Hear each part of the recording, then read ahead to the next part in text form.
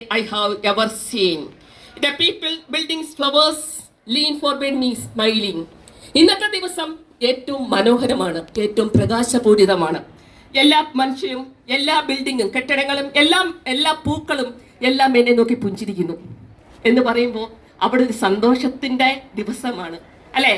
നമ്മുടെ നഷ്ടങ്ങളും നമ്മുടെ ദുഃഖങ്ങളും നമ്മുടെ വിഷമങ്ങളും ഒക്കെ മാറി ഇന്നത്തെ ദിവസം നമ്മളെ നോക്കി എല്ലാവരും പുഞ്ചിരിക്കുന്നു. നമുക്ക് വിഷമമാണെങ്കിൽ നമുക്ക് തോന്നുന്നു നമ്മളെ നോക്കി എല്ലാവരും എന്താ മുഖം വെറുപ്പിച്ചിരിക്കുകയാണ്. നമുക്ക് ദേഷ്യമാണെങ്കിൽ എല്ലാവരും തോന്നുന്നു എല്ലാവരും നമ്മളെ നോക്കി ദേഷ്യപ്പെടുകയാണ് അല്ലേ. അങ്ങനെയാണ് നമ്മുടെ ഫീലിംഗ്. നമുക്ക് വല്ലാതെ നമുക്ക് എന്തെങ്കിലും ഒരു പ്രശ്നം ഉണ്ടെങ്കിൽ അല്ലെങ്കിൽ നമുക്ക് എന്തെങ്കിലുമൊക്കെ കുറ്റബോധം ഉണ്ടെങ്കിൽ നമ്മൾ വിചാരിക്കും എല്ലാവരും നമ്മളെ നോക്കി ആ കാര്യം ഓർക്കുമായിരിക്കും.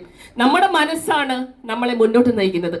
ഇതെല്ലാം വിട്ടുകൊണ്ട് ഒരു നല്ല ദിവസത്തെ സ്വപ്നം കാണുന്ന ഒരു പെൺകുട്ടി ഗൗരി ലക്ഷ്മി. അപ്പൊ അതിനകത്ത് എഴുതിയാണ്, today it's Sunday is the brightest day I have ever scene.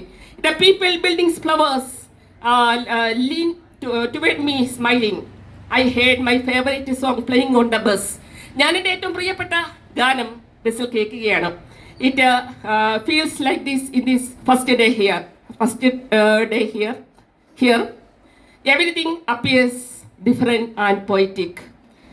Here we all are living lives for each other. It is the new world or a new life. അതെ, ഒരു പുതിയ ലോകത്തെ, ഒരു പുതിയ ജീവിതത്തെ, ഏറ്റവും മനോഹരമായ സ്വപ്നങ്ങൾ നിറഞ്ഞ വർണ്ണസുരഭിലമായ ഒരു ലോകത്തെ അത് ഇന്നത്തെ ദിവസമാണെന്ന് എഴുതിയിരിക്കുകയാണ്. അതുപോലെ തന്നെ എല്ലാ കവിതകളും ഞാൻ ഓൾമോസ്റ്റ് 26 കവിതകളും വായിച്ചു കേട്ടോ. പക്ഷെ എല്ലാം കൂടെ വായിച്ച് പറയാനുള്ള ഒരു സാഹചര്യം ഉണ്ടായിരുന്നില്ല. വീണ്ടും പറയുകയാണ്, കുറച്ച് അസൂയ തോന്നുന്നുണ്ട്. കാരണം എന്ന് വെച്ചാൽ ആ അസൂയ എന്ന് പറഞ്ഞാൽ സന്തോഷത്തിന്റെയും സ്നേഹത്തിൽ നിന്നും ഉണ്ടാകുന്ന അസൂയാണ്. ആ ജലസം എന്ന് വെച്ചാൽ ഒരു വാത്സല്യത്തിന്റെ ജലസാണ്. കാരണം എന്ന് വെച്ചാൽ നിങ്ങൾ ഇത്രയും കൊച്ചുകുട്ടികൾ 20 വയസ്സുണ്ടാകില്ല നിങ്ങൾക്ക് അല്ലെ. ഡിഗ്രി ഫൈനൽ ആകുമ്പോൾ 20 വയസ്സാകുന്നേ ഉണ്ടാവുള്ളൂ. ഇത്രയും കൊച്ചുകുട്ടികൾ ഏറ്റവും മനോഹരമായ വരികളിലൂടെ അത് ഇംഗ്ലീഷിൽ തന്നെ എഴുതുകയും അതോടൊപ്പം തന്നെ ആ എഴുത്തുകൾ നമ്മുടെ ഹൃദയത്തിന്റെ ഉള്ളിലേക്ക് ഇറങ്ങിച്ചെന്ന് അസ്വസ്ഥതയുടെ ഒരു